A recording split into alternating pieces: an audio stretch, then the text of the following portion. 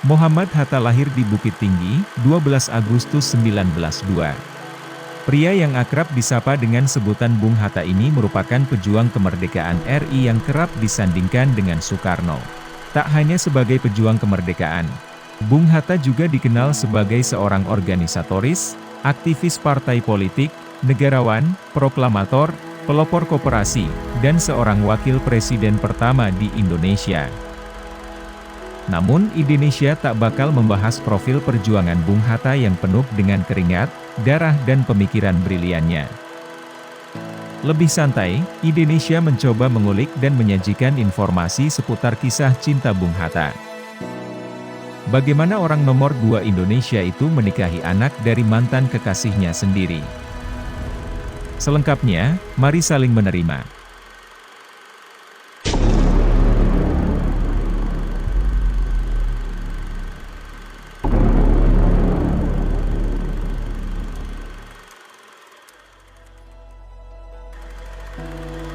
Bab-bab awal kemerdekaan Indonesia nyatanya tak semata soal perjuangan membangun negeri, namun juga upaya salah satu proklamatornya, Muhammad Hatta, atau yang lebih akrab disapa sebagai Bung Hatta, menemukan tambatan hatinya. Kobaran jiwa patriot lelaki berdarah Minang itu membuatnya bertekad tak akan menikah sampai Indonesia merdeka dari belenggu penjajah. Namun berbulan-bulan setelah proklamasi, nyatanya Bung Hatta belum juga naik pelaminan. Akhirnya, ia melabuhkan hati pada seorang perempuan bernama Rahmi Rahim. Melansir berbagai sumber, setelah dilamarkan Bung Karno, keduanya menikah pada 18 November 1945. Bung Hatta diceritakan pertama kali bertemu Rahmi di Institut Pasteur, Bandung. Saat itu, ia dan Bung Karno sedang berkunjung.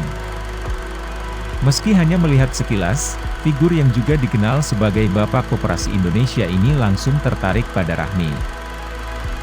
Bung Karno pun membantu melamarkan Rahmi yang usianya 24 tahun lebih muda dari Bung Hatta. Gelitik fakta lainnya adalah Rahmi ternyata anak dari mantan kekasih Bung Hatta. Prinsip tak mau menikah sebelum Indonesia merdeka membuatnya berpisah dari gadis bernama Ani. Ia kemudian menikah dengan kawan dekat Soekarno, Abdul Rahim. Bung Hatta sendiri tercatat menyerahkan buku alam pikiran Yunani yang ditulis selama masa pembuangan di Bovendigul sebagai mas kawin. Ia pun mempersunting Rahmi di sebuah villa di Megamendung, Bogor. Kala itu, Bung Hatta sudah berusia 43 tahun sedangkan Rahmi baru berumur 19 tahun. Perbedaan usia ini nyatanya tak jadi halangan berarti bagi mereka yang kemudian dikaruniai 3 orang anak tersebut. Hingga akhir hayat Bung Hatta, Rahmi adalah satu-satunya perempuan yang tercatat hadir di hidupnya. Perhentian terakhir Bung Hatta setelah menuntaskan keinginannya membawa Indonesia merdeka. Tidak semua orang bisa dan punya kesempatan untuk bertemu dengan belahan jiwa dan saling memberikan cinta abadi hingga lanjut usia sampai maut memisahkan. 1000 kali cinta merupakan ungkapan tekad untuk memberikan cinta abadi kepada sang belahan jiwa. Itulah kisah cinta Bung Hatta, salah satu proklamator kemerdekaan bangsa Indonesia. Kisah cinta sehidup semati yang layak jadi teladan? Bagaimana menurut kalian?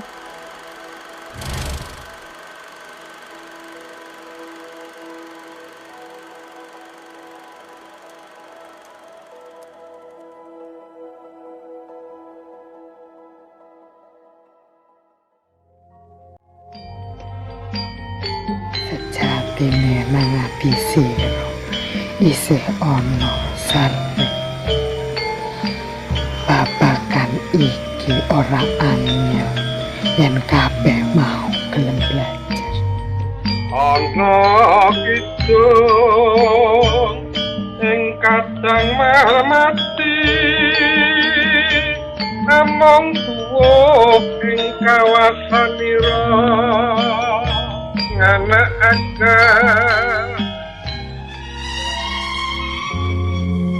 proklamasi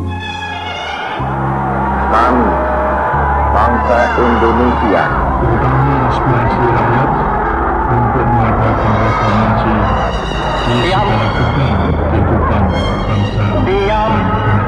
Saudara-saudara, di dalam pertempuran yang lampau, kita sekalian telah menunjukkan bahwa rakyat Indonesia di Surabaya, pemuda-pemuda yang berasal dari Maluku, pemuda-pemuda yang berasal dari Sulawesi, pemuda-pemuda yang berasal dari benda ini, maka segala pihak pasti mempunyai keyakinan bahwa pemusyawaratan kita di sini harus mencari Jakarta laksana rasanya seperti butiran air sepuluh tahun, saudara.